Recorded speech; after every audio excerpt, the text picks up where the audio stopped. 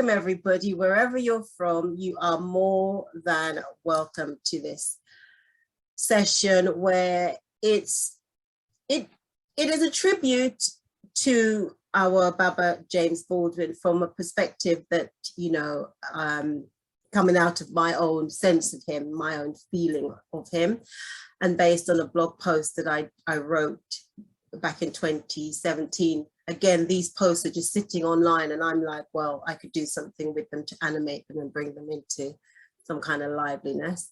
And this is what is happening here. So just to get into it, I will read that blog post intermittently throughout, and then I'll show some slides. And then, but this clip that I want you to look at will be documentary, which some of you have seen parts of, or most of you might have seen the whole of, but I will try and show bits of it throughout the talk so that we could then comment on it or get a sense of where I'm going at with my my reading of Baldwin. So just listen to this momentarily. I would like to add someone to our group here. Professor Paul Weiss, a Sterling Professor of Philosophy at Yale. And I guess I do have a copy of the book that he recently wrote with his son. It's the one you may have read about in Time magazine called Right and Wrong. It's a dialogue between father and son. His son is here and will be out later. He's a lawyer. And Mr. Weiss is, did I mention this? Sterling Professor of Philosophy at Yale. You've seen him on the show possibly before. He's the most interesting teacher I had at Yale because he was, he didn't lecture. The class was fluid. He answers questions as they're fired at him. And I'd like him to meet you, if you haven't met him yet, and to meet Mr. Baldwin and Phyllis Newman. And here's Dr. Paul Weiss.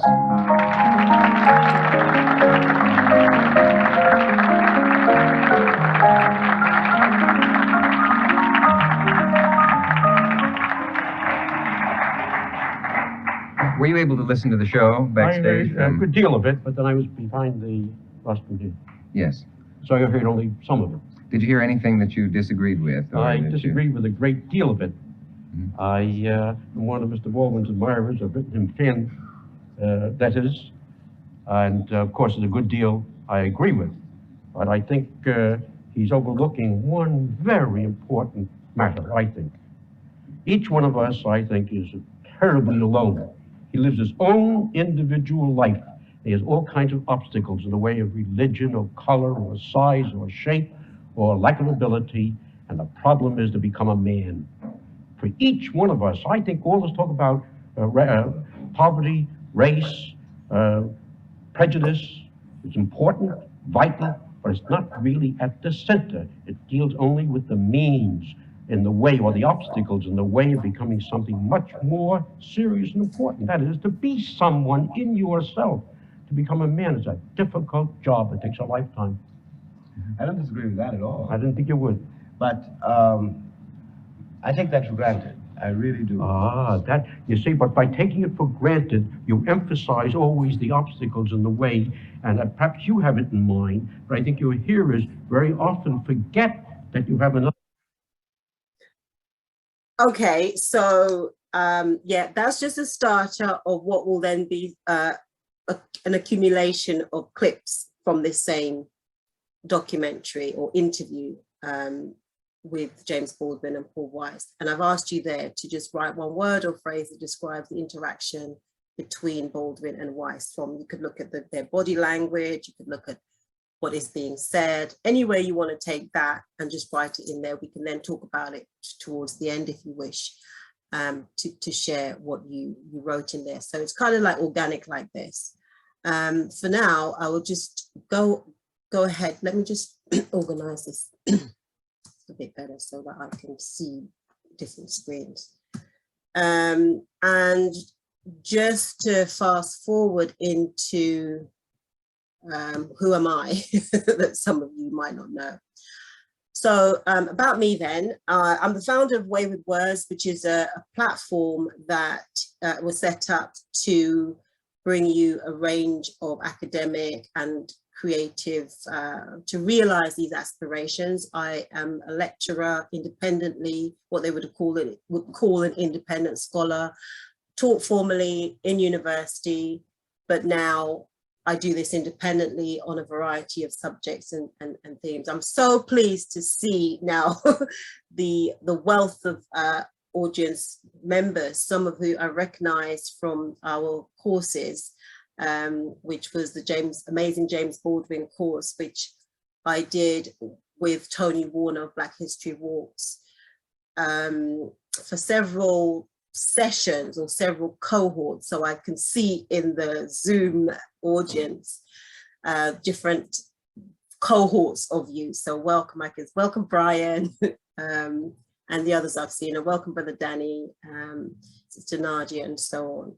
So yeah, and I'm also a writer and a publisher, and this is the organization Wive Wordz that is bringing you this session and tries to bring a number of such sessions where we're acknowledging and honoring on a particular significant time in their life, these literary giants, as I like to call them. So you can, that's my brief details, and I would have been on the Eventbrite. The bio would have been there. And this is just to show you some of my publications. My discipline is essentially African spirituality or African indigenous spiritual systems and literature.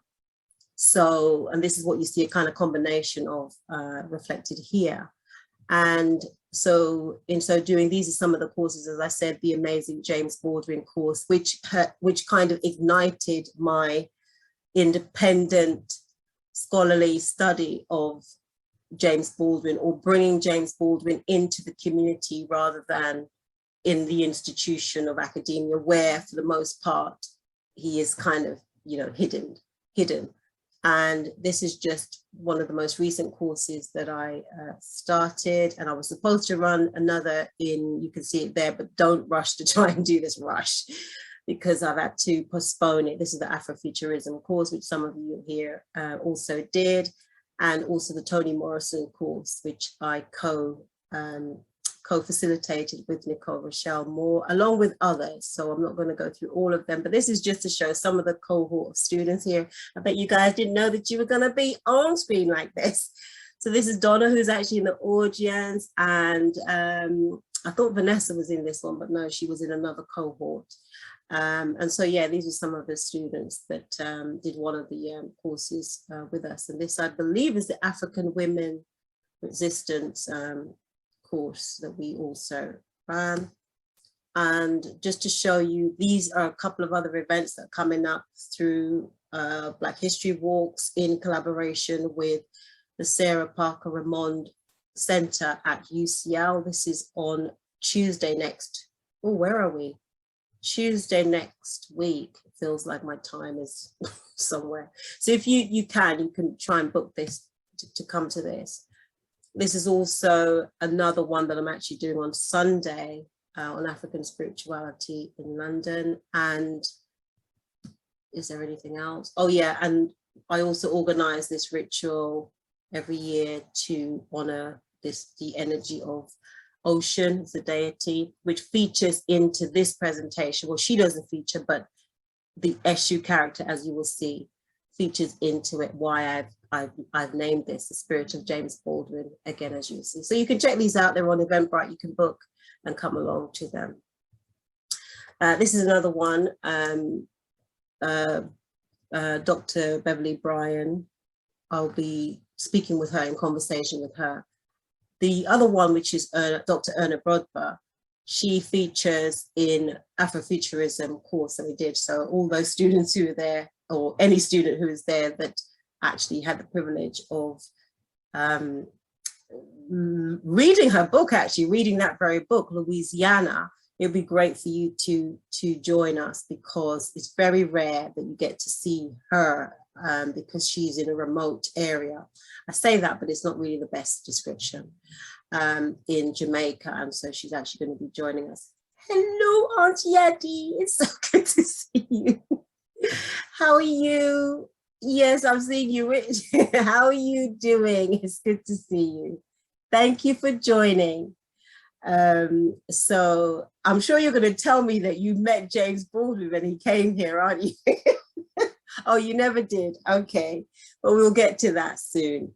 So, okay, so as I said before, this presentation or tribute is based on a blog post that I did in 2017 that where I wanted to do an acknowledgement of James Baldwin. It was around at the time when I Am Not Your Negro was screened, which is how we even did the film. Sorry, not the film, the course, the 5-week course. So you'll hear references to the documentary, even though we're not necessarily going to watch it. And so, yeah, so I'm basically going to read from that, and then we'll get to the end where we can just sit and have just a general conversation, if that's okay. Hello, Roberta, good to see you.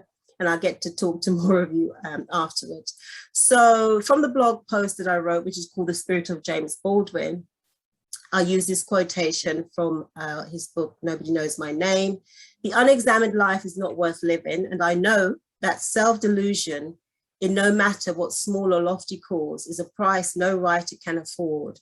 His subject is himself and the world, and it requires every ounce of stamina he can summon to look on himself and the world as they are. So when James Baldwin reframes the Socratic dictum about the unexamined life and its bearing on his purpose as a writer, he simultaneously locates an ancient African philosophy observed by spiritual practitioners of the Yoruba Ifa spiritual system. The concept of Iwa Pele, or good character, connects the individual with a far-reaching purpose for which they took up the mantle of an individuated material expression of the supreme creative being, whom the Yoruba refer to as Olodumare. By living to purpose and reflecting Iwa Pele, the individual journeys towards spiritual alignment with that cosmic force and is esteemed by the honor of a deity through their conduct and exemplary contributions to humanity.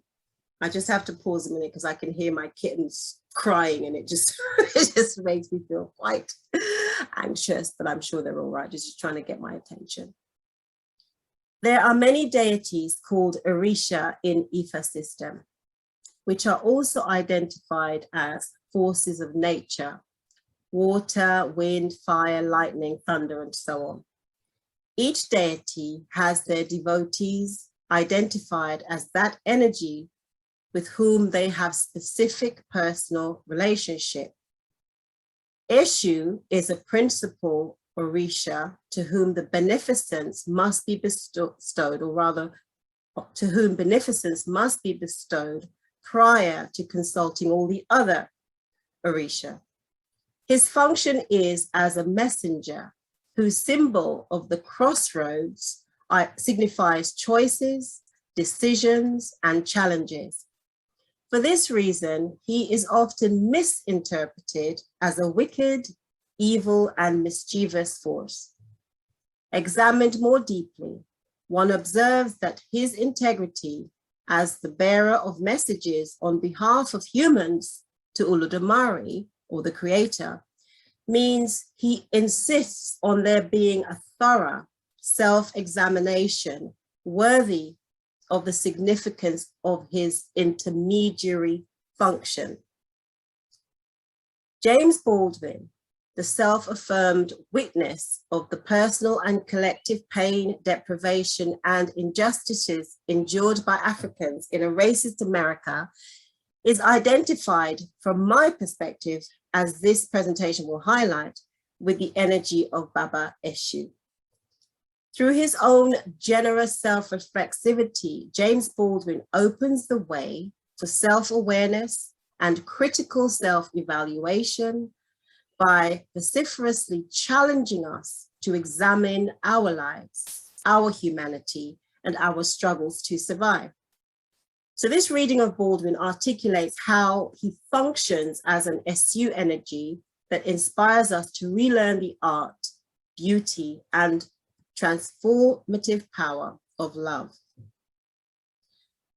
James Arthur Baldwin, whose literary and prophetic brilliance is for me not so much seen or heard, but rather felt. This feeling I see as the presence of a potent energy of spirit, The more I feel him, the more reminded I am of Baba Eshu. And so I'll attempt to share my thoughts about why I feel him in this way and why his present or spirit or energy continues to be ever present in our lives today. So I just need to see whether I'm on track with the slides. Okay, yeah. So who is Baba Eshu? Descriptions, depictions and concepts about Eshu are so abundant as to be overwhelming in a simple search to know who this important Orisha is. It's accepted, however, that he is a messenger of Olodumare, the creative life-giving force. To whom does he bear messages? To Olodumare and us, human beings, standing therefore as a bridge between us and the creative force. It is accepted too that before making offerings to other Orisha, we do so to Eshu first, since he, and he is often gendered this way, is that bridge. Varied perceptions about him proliferate because there is a slipperiness inherent in his essential qualities. He is both jovial, appearing fun-loving, and full of wrath. His wrath has been conceived as evil by European, meaning white Western, observers. They have associated his complex force with tricksterism, and ultimately he has been linked to the devil, which is the same as we have in the Caribbean, certainly, the Anansi, or which is taken from Africa anyway. And the Nancy is also similarly, you know, well, he really is a trickster, but it's kind of wisdom, the wisdom of the spider, weaving his web and trying to navigate his way out of things. The dynamic and humanistic ecosystem holds no such ideas about evil versus good and devil versus God. There are simple routes, paths, progressive and digressive journeyings towards the advanced self we might understand readily as the fulfillment of our destiny or our Uri in the ether system, which means our destiny, our consciousness evolving. When individuals begin to arise in consciousness, they intuitively seek a better exploration of their destiny and use all forces and phenomena available and ever present in the universe, seen and unseen, toward that end. Thus, the energy of Eshu opens the way. You can think of it as preparation for spiritual awakenings or expanded consciousness. He is giving, bearing our messages to Olodumare. But he also forestalls, berates, and exacts punishments, manifesting in physical losses of material possession and psychic numbness, whereby one feels stuck or unable to make sense of what is taking place in our lives or in the world. I'll call this element a retreat of consciousness, which might render an individual lessons in the truth of their actions and decisions that are wanton digressions from their destiny. This retreat can be as dramatic as yielding remembered trauma and depression in order to enable the individual to realign with their path. Or it can take the form of epiphany, enabling the individual to more joyfully regard the unwitting challenges thrust upon them by Eshu's perfecting methods. Eshu's energy is therefore much more empowering than the simplistic binary of good and evil, since it represents the complexities inherent in the sum of all human experiences. Let me see where we are in terms of the, okay, so this is just to show you some of the other Orisha or deities in that ether system, which you can look them up. They all stand, as I said, they're all forces of nature standing for different aspects or cosmic aspects or like I said, forces of nature. This is a bigger version of like an interpretation of the Eshu one. As I said, this is the giver of destiny and choices and decisions, and opens the path. So I'm, if you're following me, trying to make a link here with that energy and Baldwin, which I hope will eventually become clearer as we go along. Where the Eshu force meets Baldwin then. Baldwin saw himself as a witness, which we can easily link to Eshu's messenger profile. His role as witness means that he could not isolate himself into any one narrative or construction of being human. Our obsession with single narratives, which is altogether limiting, with the incumbent desire to categorize and box in ourselves, make us squander a quality that I think is vital in understanding a presence or being like Baldwin in our world. I call this quality our spiritual intelligence. It operates when one is able to look at someone and see beyond their physical appearance. When we're able to acknowledge the spirit of an individual, we're sharpening our spiritual intelligence while simultaneously aligning with the life-giving force through which we are ourselves creative. We are advanced in consciousness, aiming towards our destiny. So let's see.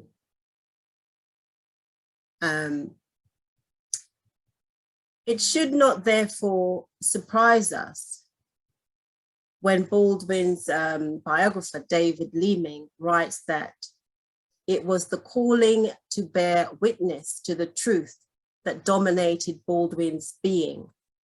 And in this role, he could be harsh, uncompromising, and even brutally cruel. That's a quotation I was using from the book. This image here is just to show Baldwin's connection and understanding and appreciation for forms of African spirituality. He recognized it, and he was saying here, because obviously, or some of us know, he endured and suffered lots of cases or courses of depression and, you know, mental ill health, and recognized that stripped of our connection with African spirituality, where we would have gone to the spiritualist to aid our evolution and aid our recovery, health-wise, in the context of America, or that removal into the diasporic space, it would be the psychiatrist. But Baldwin is saying, you know, he doesn't want to, you wouldn't want to rely on that form. He would have, had he had a choice, potentially, he would have been welcoming the that version of health and well-being. Let's go and see if I have any anything else here. Let's go here. So yeah, so here is talking about Baldwin's purpose then, and the purpose obviously aligns to his destiny. So where David Leeming, his biographer, was actually, you know, from his perspective, talking truthfully about Baldwin. If Baldwin has that wrathfulness, who's he directing the wrath to, and why is he directing? What need is he to direct wrath? So here, obviously, yeah, he's talking here about Baldwin finding the voice with which he could communicate and articulate himself, his beingness. So the truth, if told passionately, is sometimes uncompromising and brutal, depending on the receptivity of the heart or conscience to which it is directed. Baldwin's target, of course, was the American nation, whose guilty conscience would naturally consider him cruel. And I know that David Leeming, the biographer, was referring to personal examples of Baldwin's brutal cruelty, but my aim is to posit a wider feeling of Baldwin. The central question posed to the American people, which Raoul Peck so masterfully determines at the end of the documentary, I Am Not Your Negro, is to ask why Americans needed to invent the N-word. This question ought to be forever etched on the psyche of Europeans who sought to conquer the souls of Africans, since the economic wanderlust imperative had to be accommodated by a much more pernicious and lasting subtext of their conquest. The question is not asked because Africans in America and other parts of the diaspora want to ring fence ourselves in the perpetuity of victimhood or trauma, but precisely to reimagine our strategies to oppose the newest forms of oppression and domination that we currently face. Okay, let's see if I'm just trying to catch up with these questions. Okay, yeah. So so this is Lehman again talking about the cruelty of Baldwin. So the sexuality fixation that people have with Baldwin, let's look at this. Instead of trying to deal with this question, there is an obsession with Baldwin, the man, and particularly his sexuality. At the screening of I'm Not Your Negro at Phoenix Cinema in 2017, for which I joined Tony Warner to do the Q&A, this was the first question from a member, a European American white professor in the audience, who asked, why was there an absence of his sexuality in the film? Some years ago, the first time Tony Warner invited me to do a Q&A on Baldwin at the BFI, the British Film Institute, the first question equally was centered around Baldwin's sexuality, which was not the focus of either documentary. Often, this fixation about his sexuality makes no mention of an adolescent violation at about the age of 14, when James Baldwin was fondled by an elder man, which both aroused and terrified the young Baldwin. But Baldwin's witnessing is total.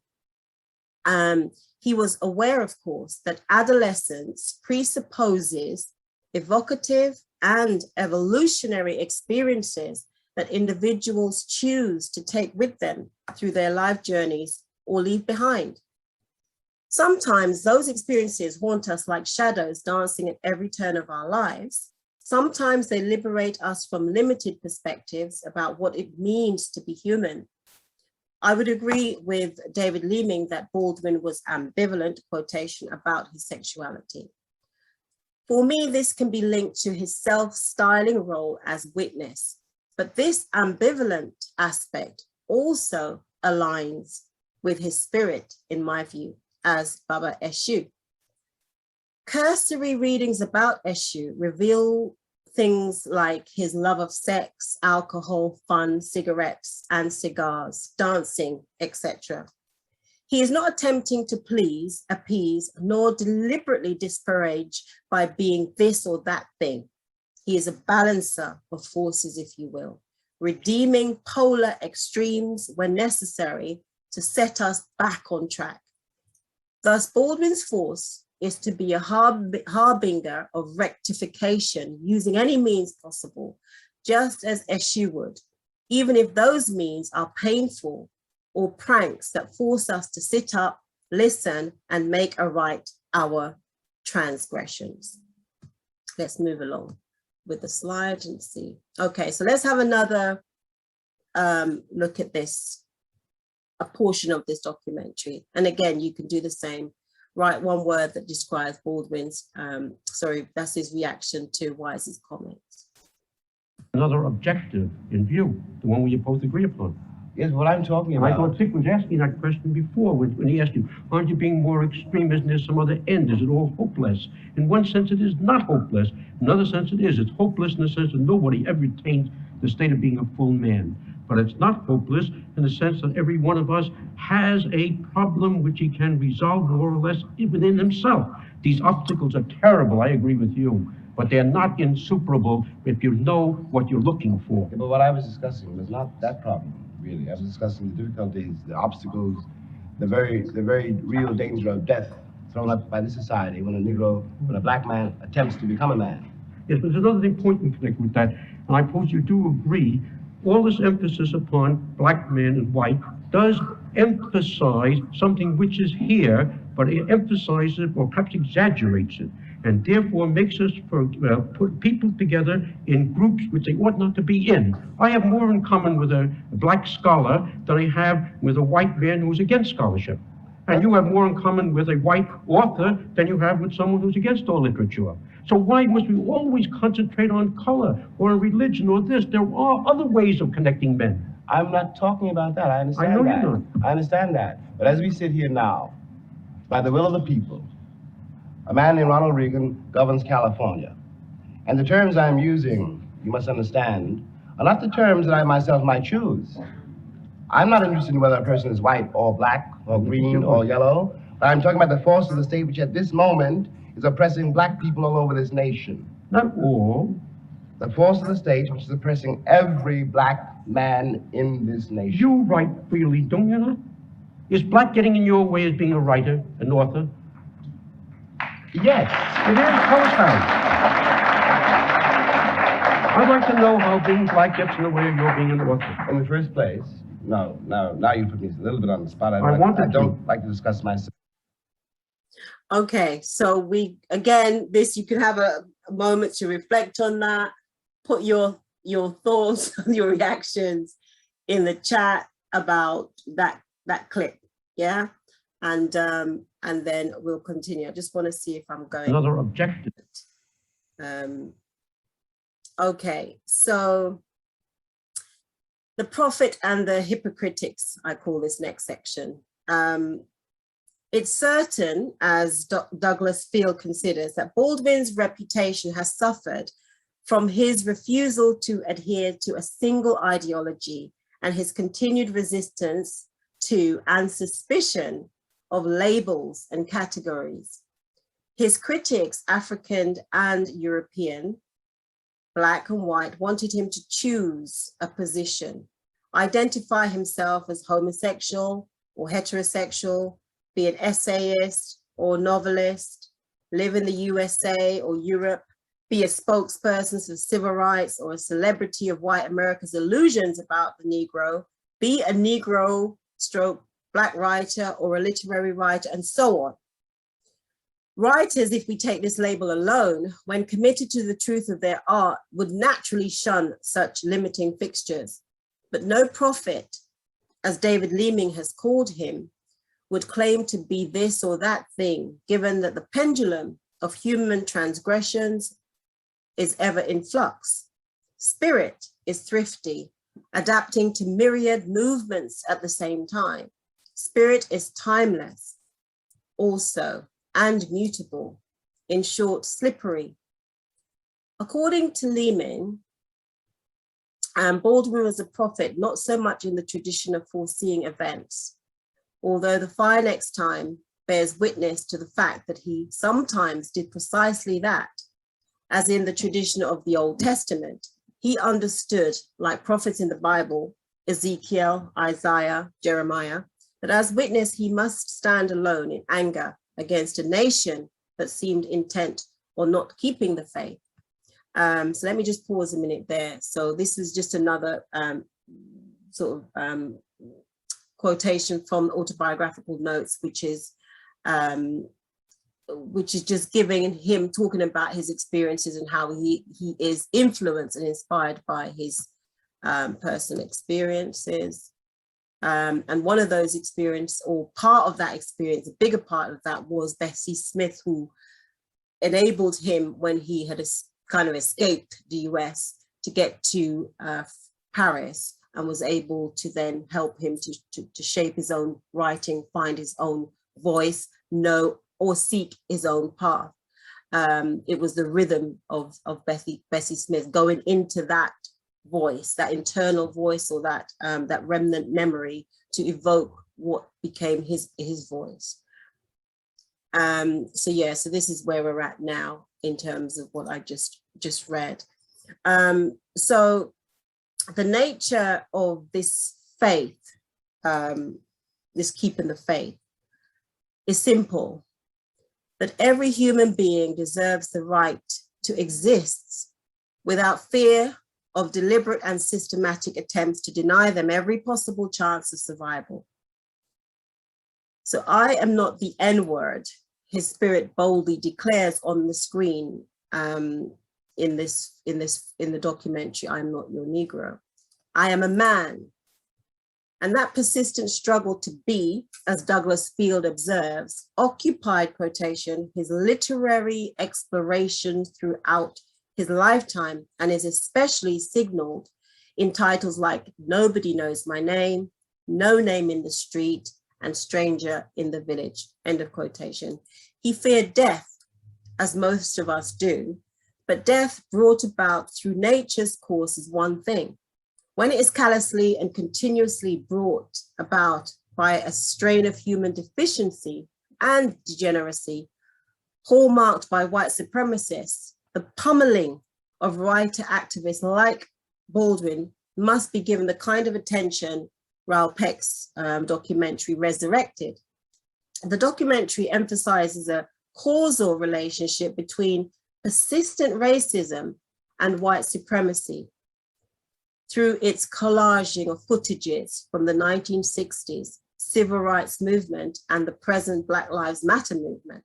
But Baldwin's spirit does not speak passionately only to white supremacists, but to those liberals who are so charmed by their complacency of privilege, they are unable to see how their silence on matters of unprecedented racist killings by Europeans against Africans makes them complicit in the degenerate actions of their forefathers and contemporary brothers. And that example of that, the video clip that I just showed you, is one such, where Baldwin at that time would have been, Wise would have thought that Baldwin and him were speaking from, singing from the same song sheet.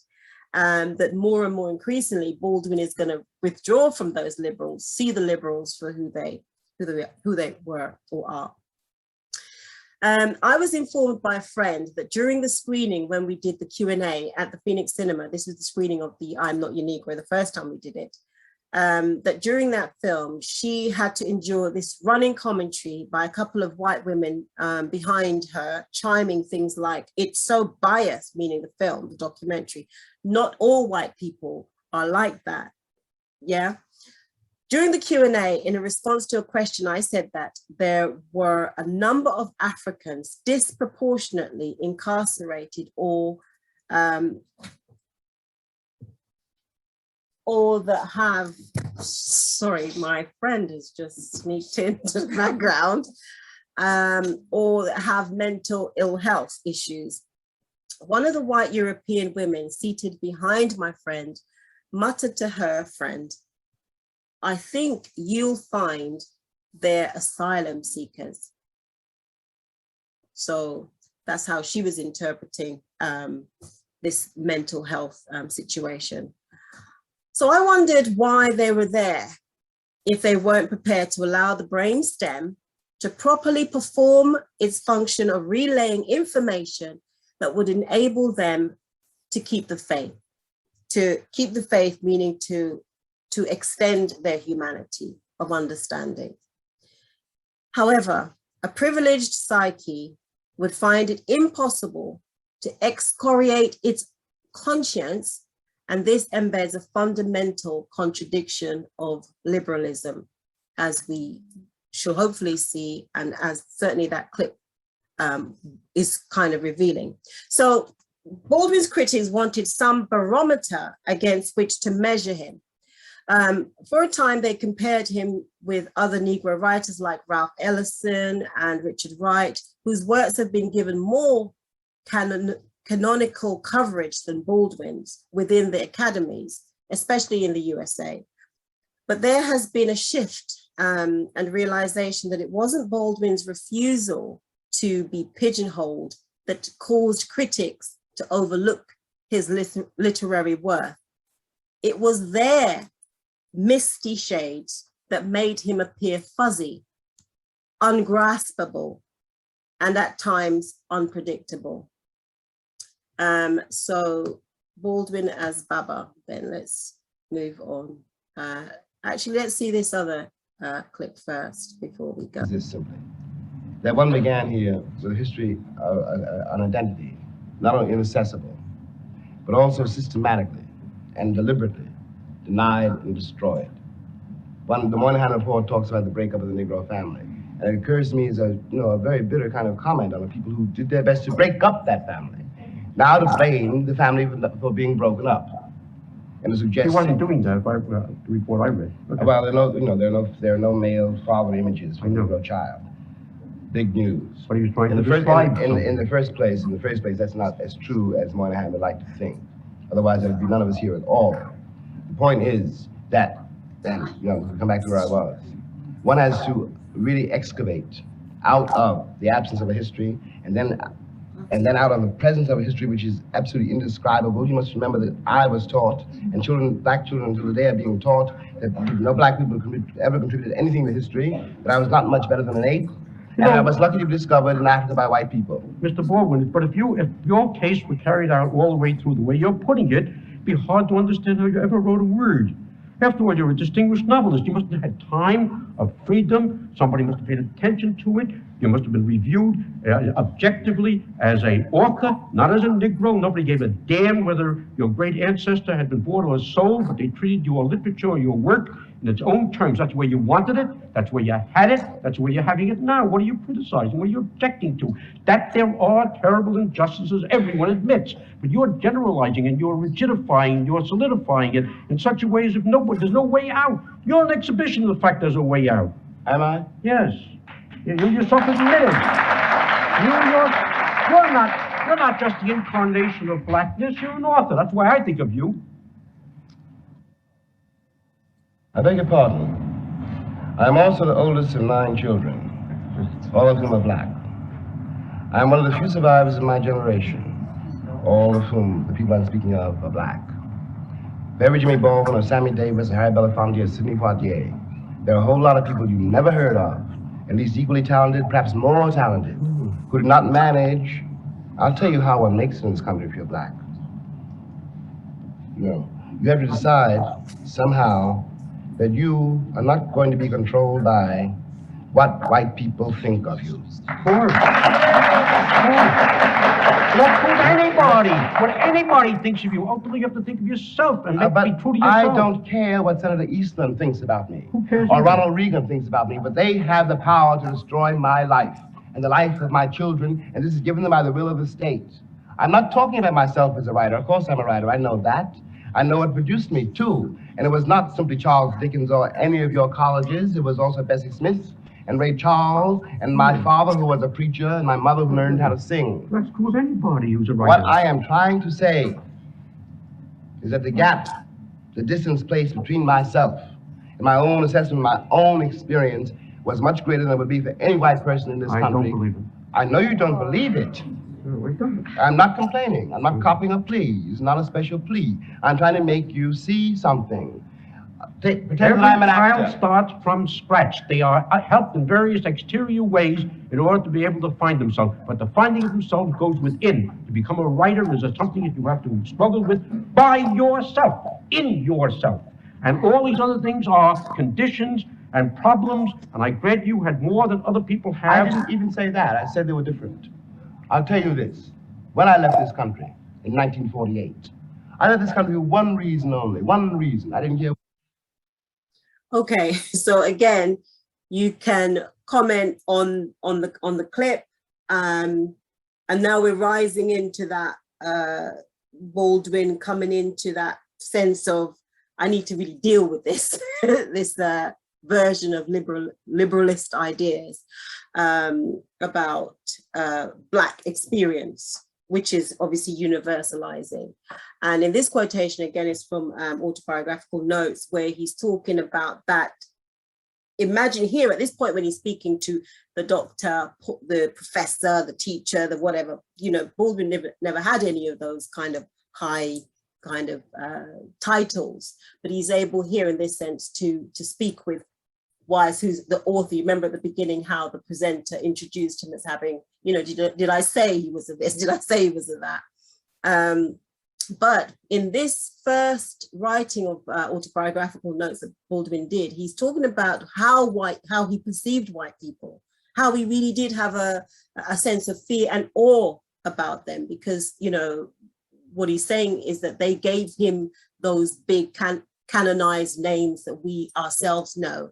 Whereas at that time, it would take him a long time before he realizes the worth and the beauty of Bessie Smith.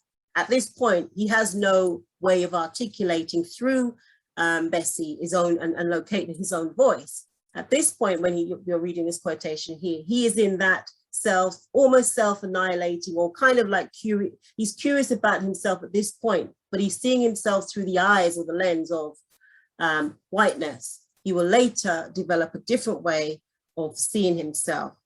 Anyway, so Baldwin as Baba, let's see if I forward. Okay, yeah, so Baldwin, I'm glad I caught up with the notes and the PowerPoint slides. So Baba Baldwin then, the father symbol revolves in a lot of Baldwin's work. His first book, Go Tell It on the Mountain, about a boy preacher who challenges his authoritarian preacher father, is obviously autobiographical. He didn't know his biological father. He knew only Reverend David Baldwin, the man his mother, Emma Burdis Jones, married when Baba James, I'm calling him now, was about 3, and with whom he had many battles. He contemplated these battles with his father as he saw him, and not much as stepfather, throughout his lifetime. And one of these is powerfully rendered in the essay Notes of a Native Son. He had imagined he hated his father, but later realized upon his father's dying that his father's weaknesses, parading as authority and power, lay in the pervading psychology of racism that made it impossible for him to love himself, and therefore to fully transmit that love to his children. His father's psychic debilitation, because he would die in a mental institution of tuberculosis, was rooted in the brutal experiences of trying to survive in a world white people declared was theirs. His father was frigid around white people, for they symbolized power over him. Baldwin resented observing how his father acted around white people. And I will, those of you who are in the audience and already can familiar with this sense, can attest to that when some of our elders, when they're on the phone or when they have to go to the hospital or wherever and deal with white people, it didn't matter what the white person was asking them, they just kind of became sheepish. So you imagine that in an acute situation, that may be the case for Baldwin's father. So he hooked himself, this is Baldwin's father, onto their model civilizing order of Christianity, but could not transcend his circumstances on earth through its doctrines. For this doctrine taught him that salvation could come only through death in the milk and honey land of heaven, concocting for Africans to accept their earthly servitude, while Europeans enjoy the double experience of gorging on the nectar, both on earth and heaven. Eshu, Baba Eshu, is a father symbol, i.e. Baba.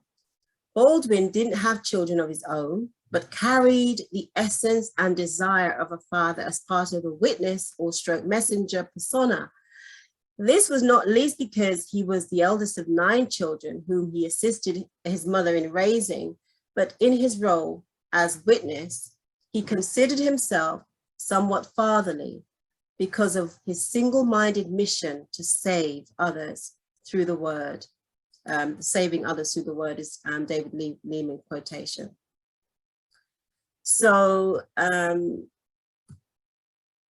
let me see if there's another quotation that match. And this, I think, is kind of one of those demonstrations that I like to use when you're thinking about Baldwin as a father. This is something that we can take kind of comfort from, and to remind ourselves of that, that inward power, that inbuilt power that we have to rise above the circumstance and to indeed recreate ourselves and to push the world aside and declare what our idea of ourselves are rather than what their idea of us are. So finally, in a mind-boggling moment, when keeping the faith of advancing humanity is so up close and contentious in our lives, the spirit of Baldwin is timely. Actually, rather, it is timeless. We might add to the question Raoul Peck's documentary poses: why do American imperialists, not necessarily the populace, need to invent wars? So there was, why did they need to invent the N-word?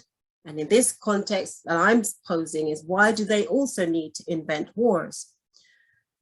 To push us from our comfort zones, we might also ask, how is it possible for a country self-declared as the world's avenging angel can arbitrarily bomb other nations without any provocation, an act thought to be a model of USA presidential standard?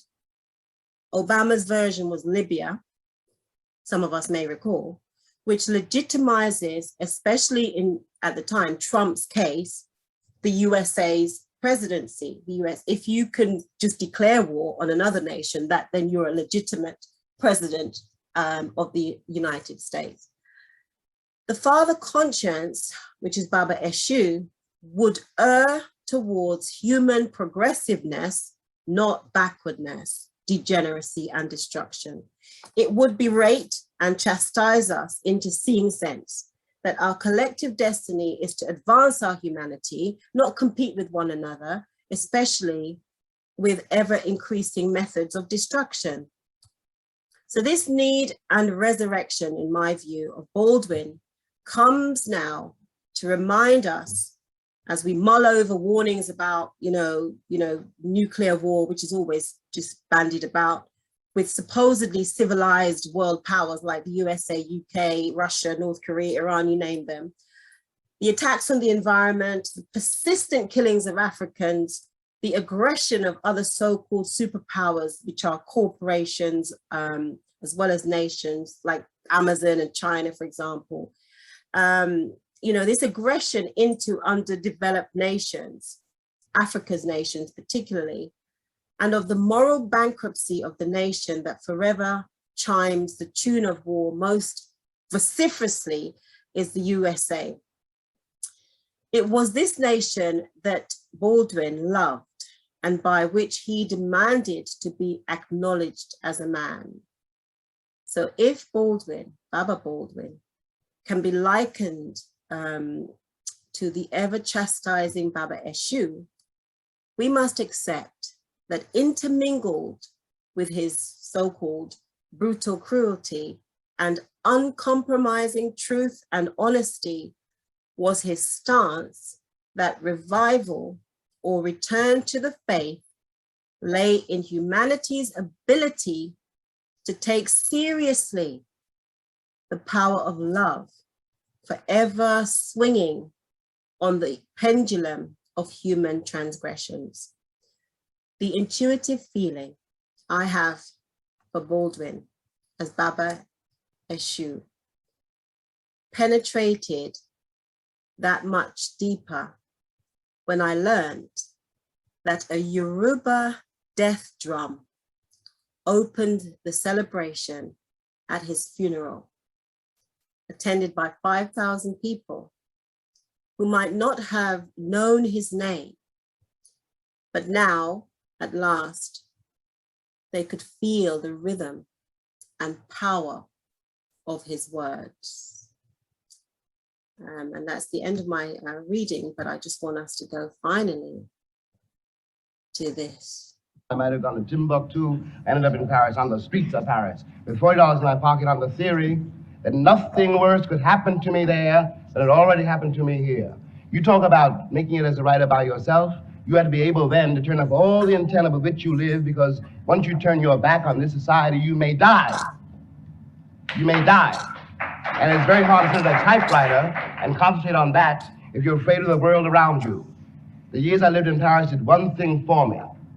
They released me from that particular social terror, which was not the paranoia of my own mind, but a real social danger visible in the face of every cop, every boss, everybody. At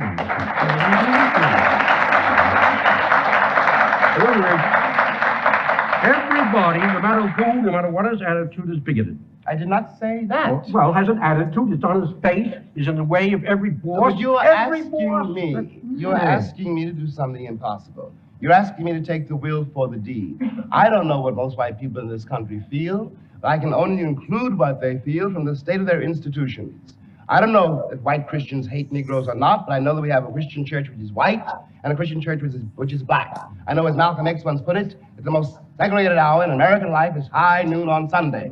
That says a great deal for me about a Christian nation. It means that I can't afford to trust most white Christians and certainly cannot trust the Christian church. I don't know whether the labor unions and their bosses really hate me. That doesn't matter, but I know I'm not in their unions. I don't know if the real estate lobby is anything against black people, but I know the real estate lobbies keep me in the ghetto.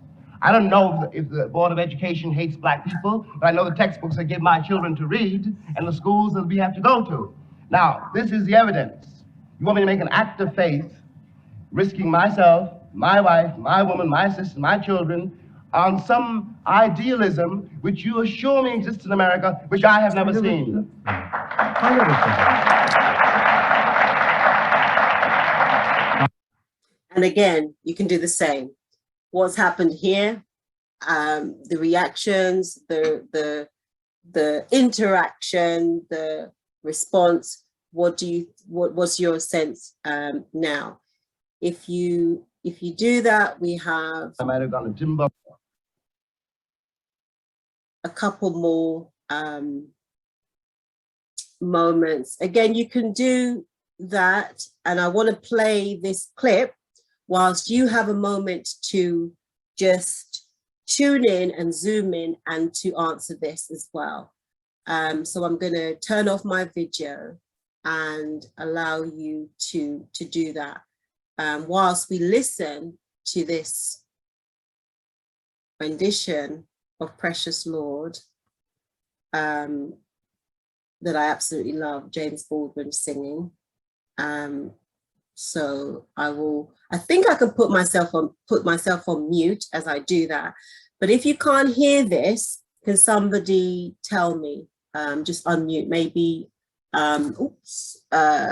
Michelle, can you maybe do that for me? Michelle, one of the Michelle Grant, maybe? Yeah.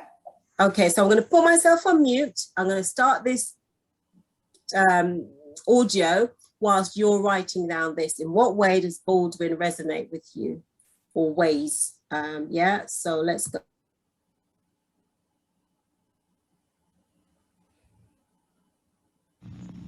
Precious Lord, take my hand, Hear it. Yeah. lead me on, let me stand. I'm tired, I'm weak, I'm worn through the storm, through the night. Lead me on to the light. Precious Lord, take my hand and lead me on.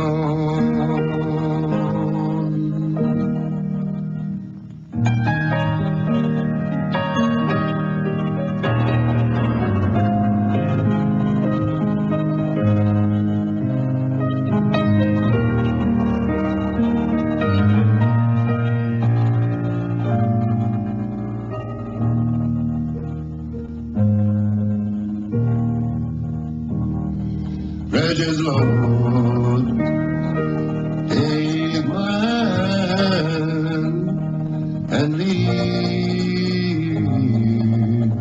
me on.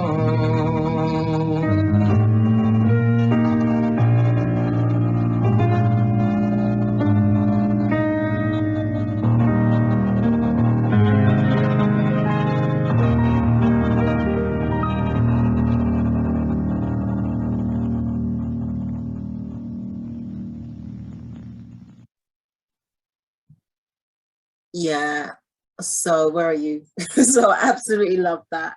I've got the cat in, so I'm hoping she will just be calm. But I couldn't cope with the crying. So just stay there, Mocha. All right, so I'm going to stop sharing, apart from just to thank you for listening to have a conversation, sorry, about some of the things that you put into your chat. But again, just to say thank you, these are my details once more for you to just take down if you haven't got them. But so yeah, so let's kind of stop the sharing so that we can have you now where I can see you without the confusion. All right, everybody, those of you who were sharing things in the chat, I'm going to try and look at that. Look at those rather as well. But you can also unmute yourselves if you want and say anything that you, because this is just us. It's not just about my voice. It's like a tribute, obviously. So, all right, okay. So if we go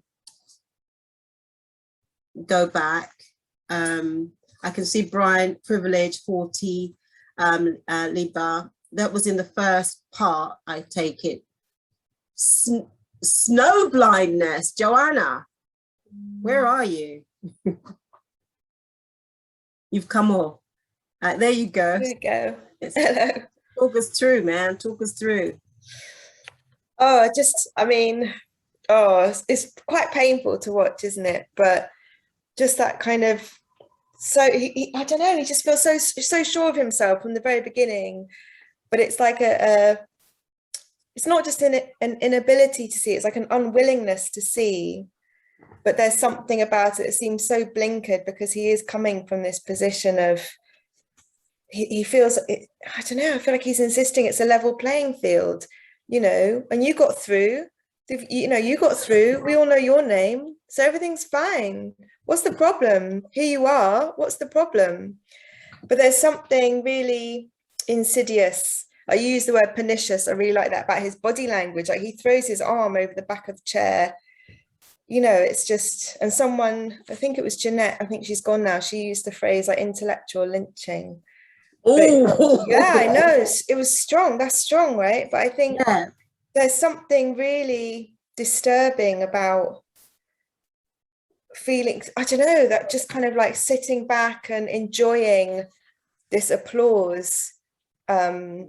It's really, really, really uncomfortable. But I don't think it's disingenuous. I think it's a sort of a genuine blindness. I don't think it's just a performance. I think it really is a kind of an ignorance, not an ignorance I would excuse, but a kind of, yeah, I don't know, an unwillingness to understand, to see what's being put on the table in front of you. Like you were talking about the women in the Phoenix, that kind of used a beautiful phrase about just a refusal to sort of engage your brain in the space that you've been invited into.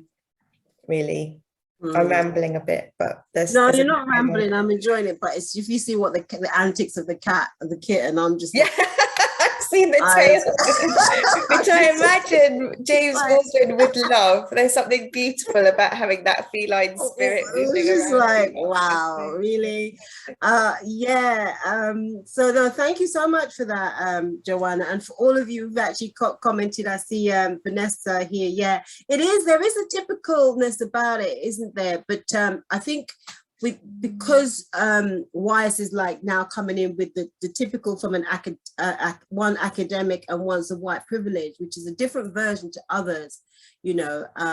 Yeah, there's something as at the same time atypical, if you like, in the way that he's doing it. Richard Liston, combative. Yeah, he's ready for that fight, you know, and so that you just believe me. Dismissive. Anyone else wants to actually come in and say, Donna, yep, patronizing. Donna, do you want to come in, or Sonia, anybody who's commented? Yeah, that would be good to come in. I'd like to share. This is Angela from DC in the US. What a powerful program. I'd like to stay connected with you. Thank for you. Me, Baldwin really is speaking the truth, you know, standing up against whites who harm and do not fully support us. He's educating our people on what we face, so we become empowered to survive and thrive despite all things. And his quest to demand a space in the world for us to be our greatest selves.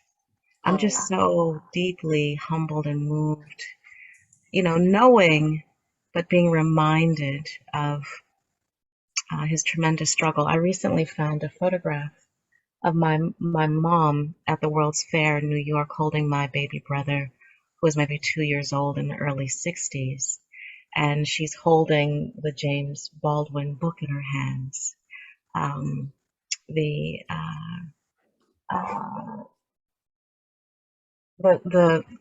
fire next door, the fire Okay, bye next time. next time. And I Mm. saw that picture. I was like, oh, my mom, Baldwin in the 60s. Like my mom, I said, who was this woman? Right? What a gift. And I ran to the bookstore. Like I hadn't read that piece, but I was like, my mom was such a like an undercover revolutionary, you know? Oh yeah.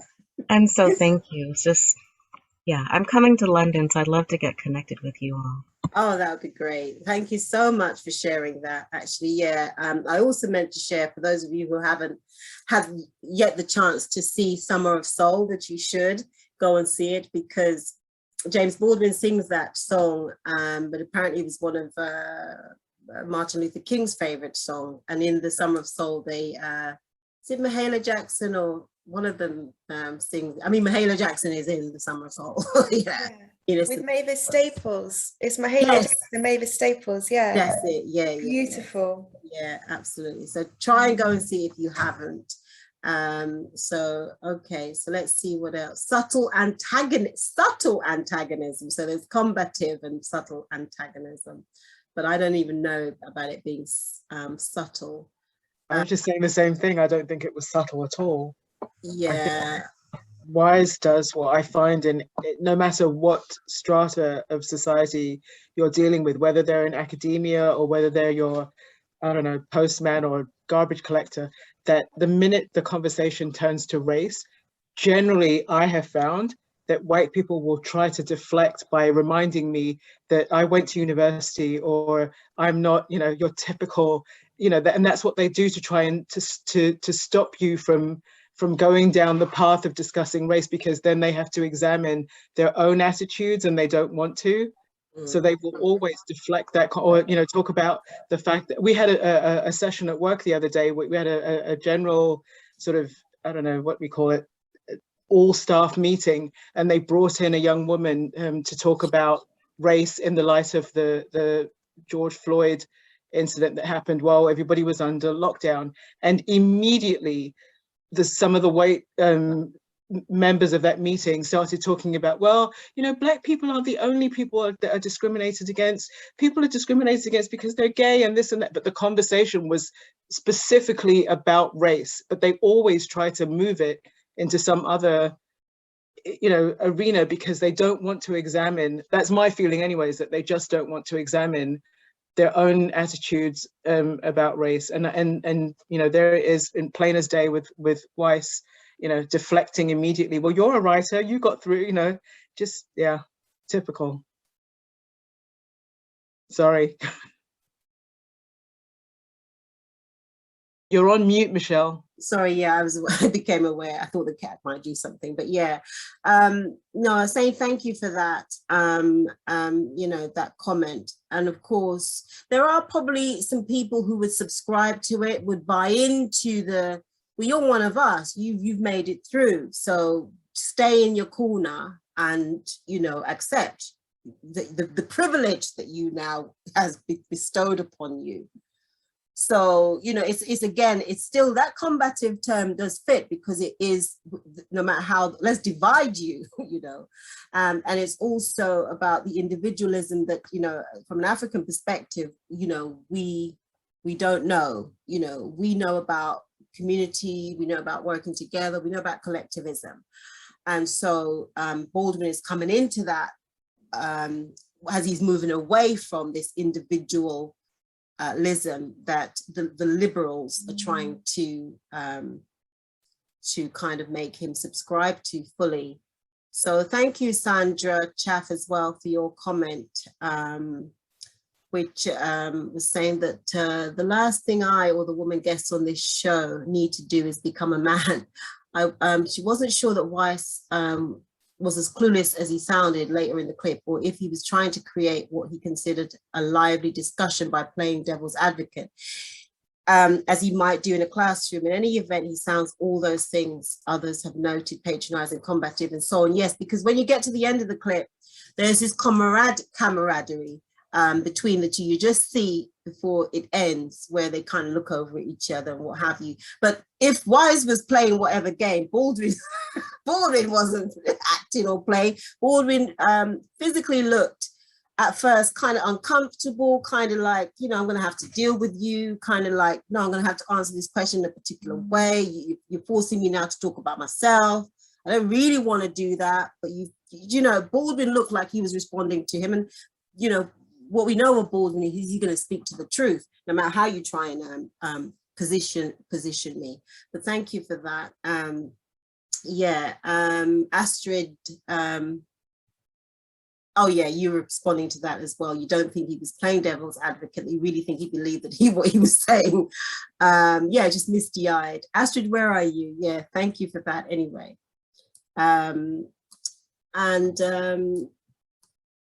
Yeah, he was aggressive, wasn't he, Angela? Janet Morgan, Wise's intent with a co-conspiratorial, audience, because then you were able to hear when the audience clapped and he was like, yeah, you know, that war that he was having, he was like, I'm winning. So yeah, that was a good observation. It's clearly one of attempted, this is where the intellectual lynching comes in. Yeah, that's what he was trying to do. But it just goes to show that Baldwin doesn't really need that. He uses his intelligence otherwise. Anyone else wants to comment actually verbally? Because there's a lot. Thank you all for these comments in here. I'm glad you're interacting. Anyone want to actually say anything?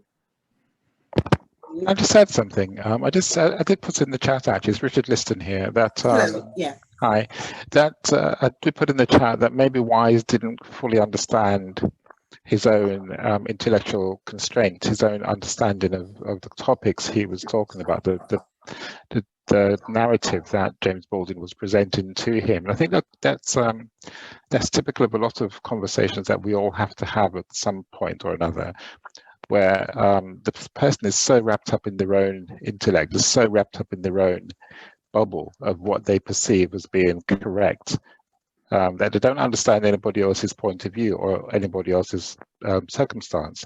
So I think that may well have been what was at play there. It's not that he was deliberately being antagonistic or combative or anything else.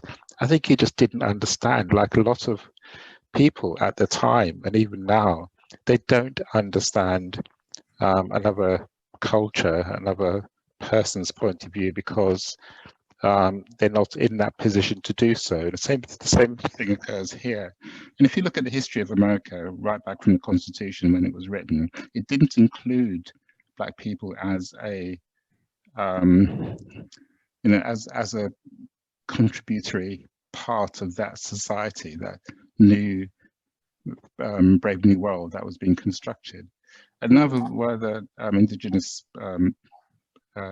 people of America. So there's kind of a blindness that goes along with Wise and everybody else in his position, that they just didn't see it. They can't see it. It's selected ignorance, if you like, but maybe it's more than selected. It's an unconscious ignorance. I think that's the root of racism that we all have to battle with all the time. Oh, okay, thank you for that. I mean, I just wonder whether any of the audience would want to respond back to that rather than hearing my response to what Richard was saying about David Weiss not being perhaps aware. Can I say a little thing, even though I've spoken already? All right, Because Joanna. I think I agree with what Rich is saying. I do think that is the case, and what's frustrating though is it's that kind of refusal to acknowledge that you're in a space where you could actually learn if you just sort of shut up and listen for a minute. You know, do you know what I mean? I kind of feel like Weiss is in a position whereby he has the opportunity to learn in that moment, but he's not willing to listen. You know, and I feel that. Rich, I think you made a sort of really good point about, you know, everyone's made really good points about how I feel, you know, I think we're going through such a similar thing still here. And last summer really sort of lifted the lid on the extent to which people, I think you said selected or selective ignorance, Richard, but this sort of idea of like almost this selective attention where I think I've been quite naive around the extent to which, you know, I have a lot of white friends, and the extent to which you think that people have understood and seen and heard things because they're living in the same country as you and they're seeing the same things as you. And then you realize actually, that doesn't mean that people are seeing things because they're seeing them through a filter. And they have simply found a way to not fully understand the reality that is in front of them. Oh, okay. Thank you so much, Joanna, for giving that. I think Nadia has her hand up, or Auntie Addie. But you can you can speak, Auntie Addie or Nadia. Yeah, I just wanted to, yeah, that was my comment earlier on. About the group you introduced. Can I just, yeah, let me just say this. My dad wants to say something too, yeah, in a second, because he's here too. But, okay, hello, Uncle Paul. I just wanted to say that I think it's overly generous to say it's blindness and it's unconscious, and this is what kind of is the core of racism. It's unconscious. It's a very the way it's passed down, racism then can become unconscious because it's normalized. But I think they were trying to set up, I think Vice was trying to set up Baldwin and was playing with him, and playing devil's advocate is actually a very damaging way to approach an interview, because it's quite patronizing. It's a bit like a debating society you practice in at university or school, and it's kind of still putting him as a subject that we're all going to inspect, and that's how it felt. But because of his intelligence and his resilience and his insight, he was able to recognize those tropes and the game that was going on, and then he had to really speak his truth.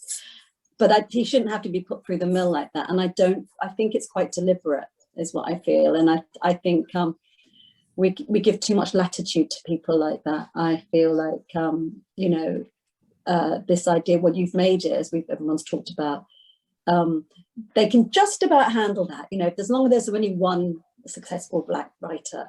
But you know, then he's like, on one hand he's got to be a spokesperson for everybody, on the other hand, you know, how can he be, because he's no longer part of the population who is oppressed. So they want it both ways, and I think it's condescending, and I think it's disingenuous. I don't think it's just ignorance. I think it's arrogance and ignorance, really. That's what I want to say. But I'm sure my parents both want to say something too. No, I do. My dad definitely does. My dad. Uncle Addy, thank you. I'm sorry, Uncle Paul. Uncle Addy, Uncle Addy and Auntie Paul. Hi. It was such a fantastic talk. And I want you to know that I introduced James Baldwin to the U3A when I was attending. And my God, it brought up such a lot of discussion, and the racism among the white people that were there, it's unbelievable. So we learned a hell of a lot from that great guy. Thank you so much, Auntie Addie. Thank you for sharing that. That's wonderful. I think my dad wants to say something very quickly, if that's okay. Is there time? That's great. That's good. Thank you. Well, all I can tell you, the bit I knew about James Baldwin, well, more than a bit, he had a great impact on the people in the liberation movement. When I look back and I think, well, this is the founder of Black Lives Matter. So the people in our liberation movement I've learned a great deal from James Baldwin, and we appreciate that very much. And there's no way we can thank you for initiating this program. Adelaide told you about her encounters with some of the white women in South Africa. And the thing is that you've got to take these things head on. There's no other way of escaping, because if you escape, you strengthen their reactionary views. Everything that's reaction must be challenged. In the case of South Africa, as you know, the apartheid system was the worst system in the entire world. And we suffered, I can't tell you the indignities, the persecution, the violence, the segregation, and the segregation between Black people, and the kind of impact it had on us. So I mentioned the other day, some people, we were a group of activists. And what we did was to go around very, very carefully to talk to people. We never challenged their religion. What we aimed for was them to understand, once we get rid of racism, then perhaps we can get on our way to our journey for a free South Africa. And that's the kind of impact that James Baldwin had on us. It takes no nonsense from anybody. And we learned that. And the people who we dealt with, ordinary working people, appreciated our approach. Oh, thank you. Thank you, Uncle Paul. Thank you so much. Thank you. And Auntie Yadi were very, very close friends of Baba Nelson Mandela and Winnie Madikizela Mandela. So I feel vicariously they are here as well. So thank you for being on the Zoom. And I see we could switch now to some of the other part of the conversation, or the part of the questioning, which when you listened to the law, you were talking about how he resonates. And so I see from Donna that it was his unwillingness to let anyone, including himself, get away with lazy, uncritical thought, which is brilliant, because we have a WhatsApp group, which I love. And sometimes in there, some if random things going on, I'm always like, well, what? You know, how would Baldwin perceive this? Likewise with the Toni Morrison WhatsApp group, it's always like for us to remember that there's a reason why we set up that group, so that we our own laziness in terms of how we're thinking. And so, yeah, he pushed us to always, just as with Toni Morrison, to think critically about everything, all the experiences we're having. Thank you. So Michelle says that James Baldwin resonates through his wisdom and power of the arguments, and it stands for strength, resilience, and Black excellence. That she said that she wasn't shown growing up, but serves as a great comfort and self-compassion. Okay, great. Yeah, anybody else? Oh, thank you, Joanna, for your lovely words, as always. Oh, are you able to put your info in the live chat? All right, okay. I'll just put in, if anyone wants to say anything, I'll just put my information in the chat, because somebody's asking if they're still here. Is it Sonia? Sonia, are you still here?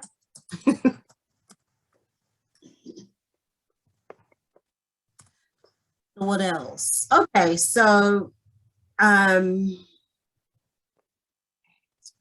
yeah, I've actually wanted us to raise a glass, really. I'll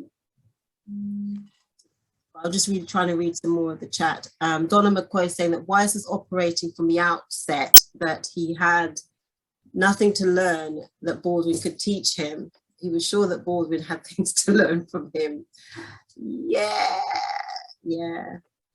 Galicia says that indeed it's not just ignorance, it's deliberate and exactly what's happening with CRT. What's CRT in Texas?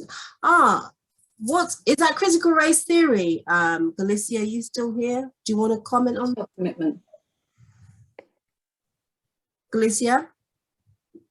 Am I saying your name correctly? Galicia, Galicia. I don't know whether she's talking about critical race theory, which they are trying to, or maybe they have, some of the states have. Yes, there you go. I'm not situated in the States, but the discourse around it is pretty much the same, that it's a deliberate effort to silence any discourse. Sorry, I've just muted you, Nad. Sorry, Galicia, go on. Yes, I was recognizing that the averted gaze is deliberate. It comes across as no, why would you say that? And it happens even with the contemporary journalists, that it's a systematic and deliberate refusal to engage with experience that holds institutions accountable. And I think what's happening in Texas is a symptom of that. I'm not situated in the US, but I've just been following what's happening. And I think Baldwin is relevant to exactly what's happening there now.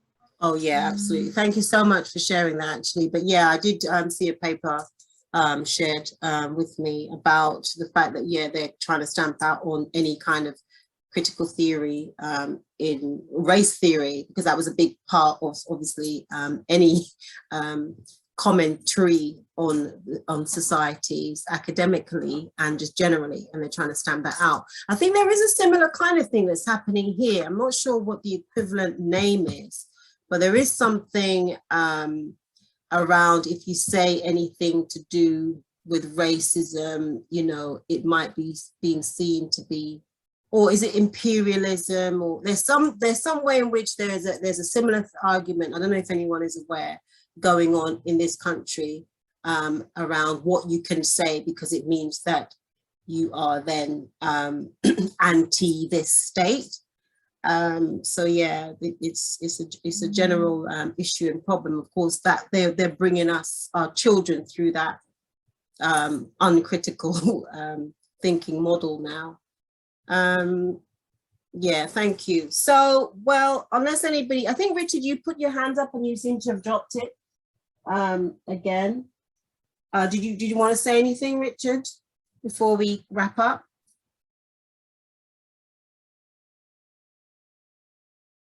No.